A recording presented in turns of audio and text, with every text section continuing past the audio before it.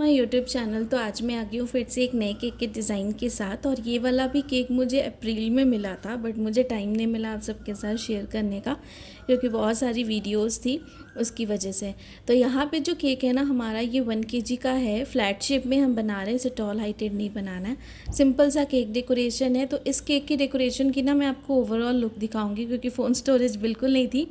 फटाफट केक को डेकोरेट किया था और बस फ्रिज में रखा था। बाकी जो आइसिंग पार्ट है वो सारी चीज़ें आप सबको कवर करूँगी, और साथ में वो जो क्लोज़अप लुक है वो भी आप सबके साथ मैं शेयर करूँगी, ताकि जो भी मेरे चैनल पे फर्स्ट टाइम विज़िट कर रहे हो, जिन्होंने अभी तक मेरे चैनल को सब्सक्राइब नहीं किया है, तो आप सबके लिए भी ये चीज़ होती है कि स्टार्टिंग से लेके एंड तक सारी चीज़ें मैं अपने केक की दिखाऊं। जैसे कटिंग करती हूँ, लेयरिंग जैसे करती हूँ, फ्रॉस्टिंग एंड आइसिंग, सारा पार्ट डेकोरेशन से लेके सारी चीज़ें आप सबको दिखाऊं, ताकि आपको एकदम अच्छे से सारी चीज़ें क्लियर हो, समझ में आए।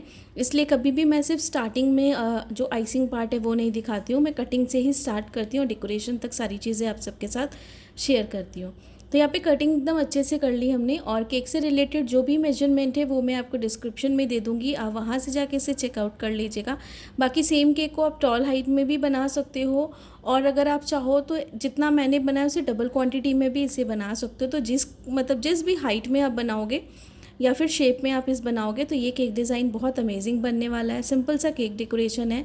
क्लाइंट ने मुझे कहा था कि हमें इस तरीके का केक चाहिए, बट जो डेकोरेशन मैंने करी थी वो अपने हिसाब से मैंने थोड़ी बहुत कस्टमाइज़ की थी, जो आगे आपको दिखाऊंगी मैं।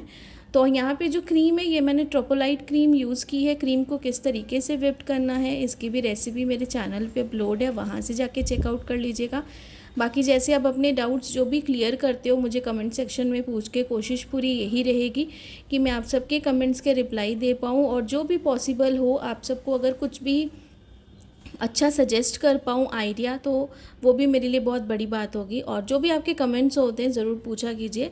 मेरी कोशिश तो यही रहती है कि आप सबके भी जो कमेंट्स होते हैं उन सबके जो डाउट्स हैं वो क्लियर करने की कोशिश करूँ। यहाँ पे स्ट्रॉबेरी फ्लेवर हम आज यूज़ कर रहे हैं, और ये भी मेरी रेगुलर क्लाइंट है जिन्होंने मुझे केक का ऑर्डर दिया है। और ये जो केक का ऑर्डर दिया है, ये मेरी रेगुलर क्लाइंट की जो सास है ना, यानी कि mother in law and father in law, उनकी एनिवर्सरी थी।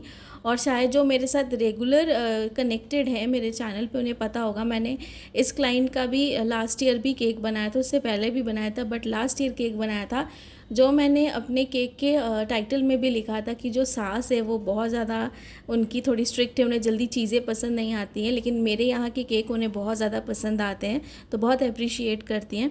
तो इसलिए जो मेरी क्लाइंट है हमेशा मुझसे ही केक लेती, तो इन्हीं के केक मैं फिर से बना रही हूँ। तो आज उन्हीं की एनिवर्सरी का ही केक था ये। 1 बाय 1 जैसे हम लेयरिंग करते वैसे ही करेंगे, काफ़ी अच्छे से करेंगे। और इस केक को बना के मैं पूरा सेट करने के लिए फ्रिज में रख दूँगी, ताकि आराम से ये बिल्कुल अच्छे से सेट हो जाए। और इस केक की कुछ भी डेकोरेशन हम लास्ट मोमेंट में नहीं करेंगे, सारी चीज़ें पहले ही करके इसे मैं फ्रिज में रख दूँगी। 1 बाय 1 जैसे लेयरिंग करते हैं वैसे मैं लेयरिंग करूँगी। और साथ में ना जैसे 1-2 कमेंट्स और भी मुझे आ रहे थे कि मैम अगर मैं ट्रफ़ल केक बनाऊँ या फायर वाला केक बनाऊँगी, तो मतलब कि हम लेके जा पाएंगे कि नहीं। अगर आप फायर वाला केक बनाते हो, फायर पेपर वाला, तो उसे आप आराम से कैरी कर सकते हो, एसी में ही कर सकते हो। लेकिन उसमें आप एक चीज़ का ध्यान रखिएगा, अगर आप ट्रफ़ल का यूज़ कर रहे हो, ठीक है, चॉकलेट ट्रफ़ल का, तो ऊपर में जो हम बॉर्डर्स बनाते हैं ना, उस बॉर्डर्स को थोड़ा सा आप मोटा रखिएगा, क्योंकि जो चॉकलेट ट्रफ़ल होती है ना वो थोड़ी स्टिकी होती है। तो अगर उसे आप मोटा रखोगे ना, तो उसके ऊपर जब पेपर लगाओगे, चाहे वो आप हार्ट शेप में लगाओ चाहे वो आप राउंड शेप में लगाओ, वो आपके रिक्वायरमेंट के हिसाब से, तो वो पेपर क्या रहेगा ना, थोड़ा ऊपर रहेगा, अच्छे से फिक्स्ड रहेगा। अगर आप छोटे छोटे नोज़ल्स के साथ बनाओगे ना बॉर्डर के डिज़ाइन, तो वो क्या होगा, फायर पेपर तो ऑलरेडी सॉफ्ट रहता है, वो आपके केक की जो टॉप वाली लेयर है ना उसकी सरफेस पे वो चिपक जाएगा। इसीलिए मेक श्योर कि आप मोटी नोज़ल से डिज़ाइन बनाना, स्टार नोज़ल हो या फिर कोई भी जिस डिज़ाइन का भी आपको बनाना है, तो बॉर्डर्स जो है काफ़ी अच्छे खासे आप मोटे बनाना, ताकि वो दिखने में भी अच्छे लगे और दोनों में एक अच्छा खासा डिफरेंस रहना चाहिए, यानी कि गैप रहना चाहिए।